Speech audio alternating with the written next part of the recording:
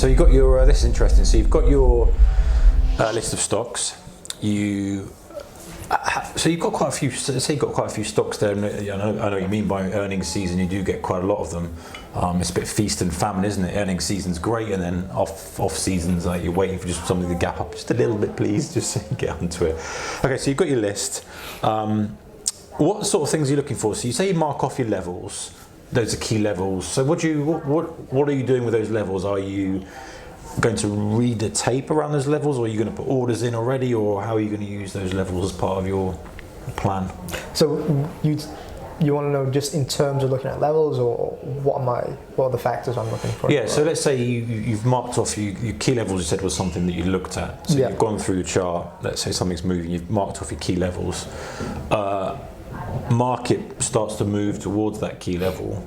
Does that then bring it to your attention? Are you using that as a key level to trade an area to do business, or is it going to be something that if I'm already in the trade, maybe I need to come out of the trade, or is it a bit of both? How are the key levels playing a part of your? I would say a bit of both, and also depends on the timing of the day. So say you mark off a key level right, off the open. You're absolutely busting through that level, and then you've got that next level above. Well, if you know that's going to happen in the first 30 minutes of the day, then not only are you going to bust through that first, say if you're long resistance level to the next level, you know that the buyers, that surge in volume, that surge in buyers are going to really push it to that next level.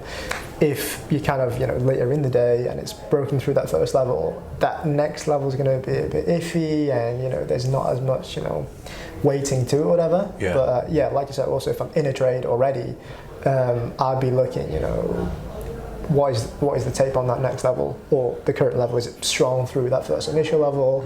If we get in and around that next level, or steppers slowly start to step in, right, and you might put the brakes on a bit or something. Yeah. All right, so you really, I guess the process is more about seeing how the price trades at the open, and then making more of a decision as to whether you want to get involved with it and how to trade it. Yeah. So at the open, the open's really your busiest part of the day. Yeah. Because like I said, at the open, everyone's looking to get involved. Yeah. You get in those kind of big, highs and lows of the day involved, and I'm just looking to catch that meat of the move. That not the whole move, but enough to do business. And when there's that slight pause in a certain direction, but then you catch that next moment where there's big follow through and people still wanting to jump in. That's that meat of the move that I'm trying to catch. So would you say you're trading momentum then? So you're looking for momentum off the open and that's aggressive to jump on. That's your bread and butter. Yeah, for sure. Thing. So what sort of give us an idea of you don't have to go into too much detail here. I recognise I haven't got a whiteboard or a screen or anything, but so what sort of couple of things that you look for that will say, I'm going to pull the trigger on this bad boy. I'm ready to go. This has got over the attributes. What's your dream?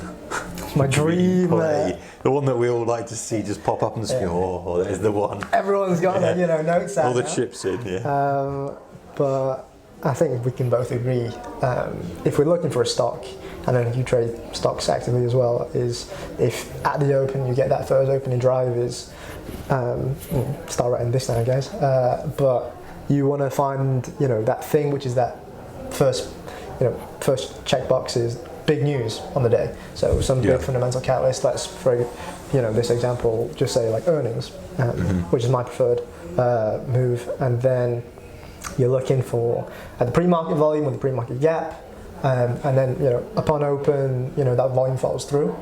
In terms of the stock, you want to see if it's maybe in a hot sector. That's another added thing in your checklist. How would you define a hot sector?